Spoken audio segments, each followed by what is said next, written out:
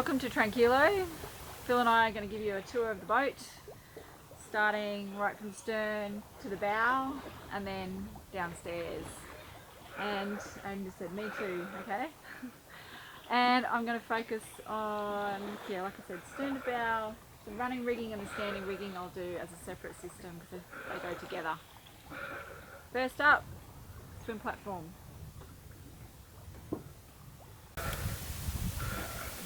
We're underway. I'm going to leave up the safety lines and just under here.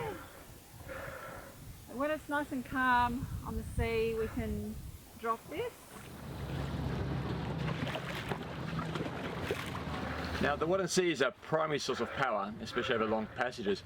It generates anywhere between 7 amps at around 5 knots, all the way through to 12 to 15 amps when we're really kicking along at around 7 to 8 knots. So at the back here we've set up 3 things that should help someone get back on board.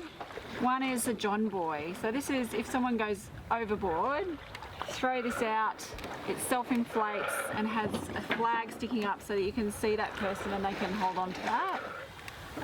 And then once we turn around and pick them up, throw the life ring out. This also has a light. So now on the starboard side, opposite the locker I just showed you, it's something we love. It's our barbecue. Needs a bit of a clean. That's been really enjoyable, just out in the sun and fresh air, having dinner here at this barbecue. We have 2 carbon fibre helms and 2 main chart plotters with smaller ones at the side. Got wind, direction and speed on there constantly, and then the charts here, that's how we normally set it up. Here's a non-standard item that Phil added. This is the vent for our gas bottles. So in this locker here, we have a bunch of things. Our spare gas bottle back there, and also petrol for the outboard motor. So any gas from gas bottle, if it's leaking, or the petrol fumes, they'll exit the locker there. Alright, so before we dive in, general layout is master bedroom at the front, the forward cabin. Then Aiden's is here on the port side. Also got the bathroom here on port side, guest room on the starboard side, and the galley, the kitchen, and then of course some living area in the middle. I'm going to start over here and show you, give you the tour. I should say overall I really like the galley, mostly because of this L shape. As opposed to some boats have a long inline galley, which would be terrible on passage if you're being thrown from one end of the boat to the other on heavy seas. So this arrangement means you sort of wedge yourself in when you're cooking. You can reach whatever you need to, stir things, cook things, get what you need. So big thumbs up. Alright, so now we're in our big, beautiful, bright, airy living room. And I really like this about the 455, especially compared with some older monos.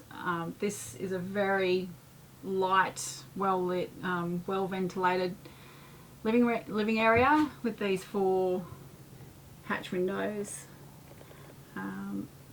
Something I also like is it's got a lot of headroom, and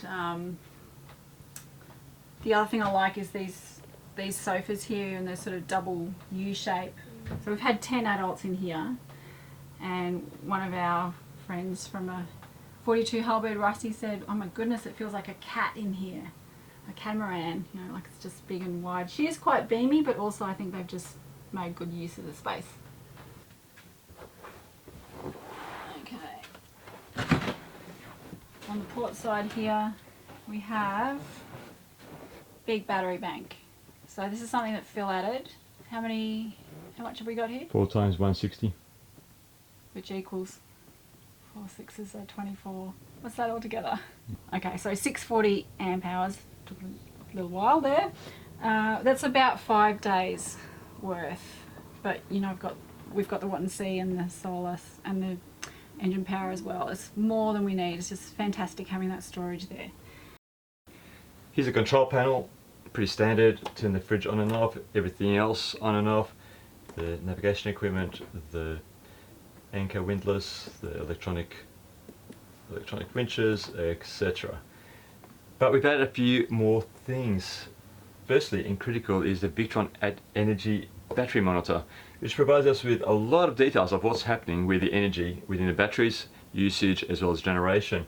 So it will tell us how many amperes we are using at any point in time, or how much we're generating, which is critical to understanding the health of the system. And then comes the satellite system. This is the Iridium Go, which is essentially a satellite system, then allows us to Wi-Fi connect to it multiple devices. It's brilliant.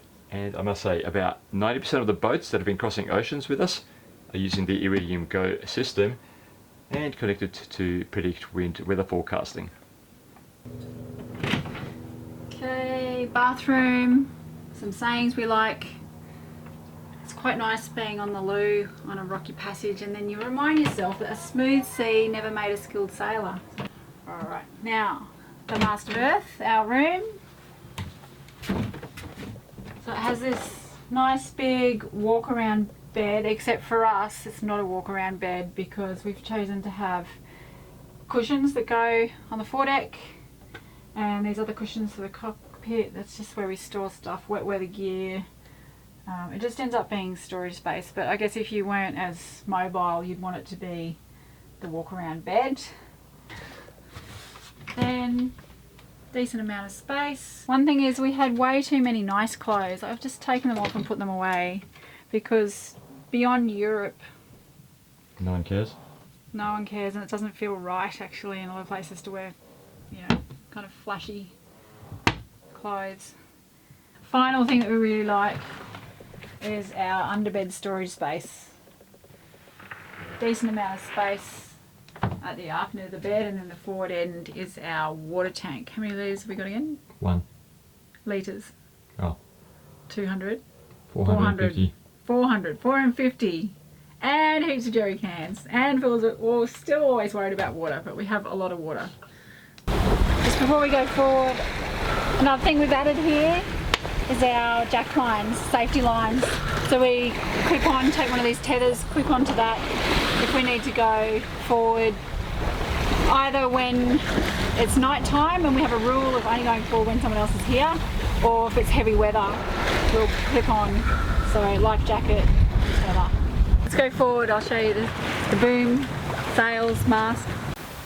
So here's another feature we really like. All of our lines on port and starboard side branch out from the mast to these covered areas on the coach roof and then lead all the way back to those dammers that I showed. And it means that the deck is really nice and clean and clear. And finally, Hunsa's flagship feature, the thing they pretty much introduced to the sailing world, it's the self-tacking head sail. The thing we love about the self-tacker is that it makes for very easy single-handed sailing. So to tack, you literally just turn the helm, and this self-tacking car looks after the rest. As the wind catches it, the head sail moves over to the other side.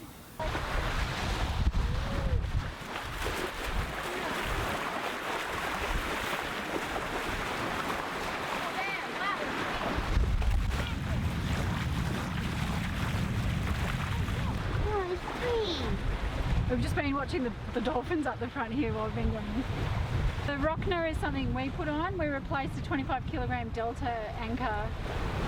The Rockner, we think better design and obviously bigger and heavier. We've chosen the 33. Here's the solar panel. It is 250 watts and up to 12 amps on a sunny day. It's quite big, so it's very good. And we got it because then we can get power on anchorage or mooring buoy. And we like it because it's flush with the deck and you can walk on it. Well, that's it. Hope you enjoyed the tour. We'd love to hear how you kitted out your boat if you've got one, or if you don't, but you have questions, then put them in the comments. For more on what we like and dislike about the Hunsa 455, as well as how we equipped Tranquilo for ocean crossings, you'll find the extended video on our Patreon channel. If you like this video, please click like below and subscribe to follow our adventures.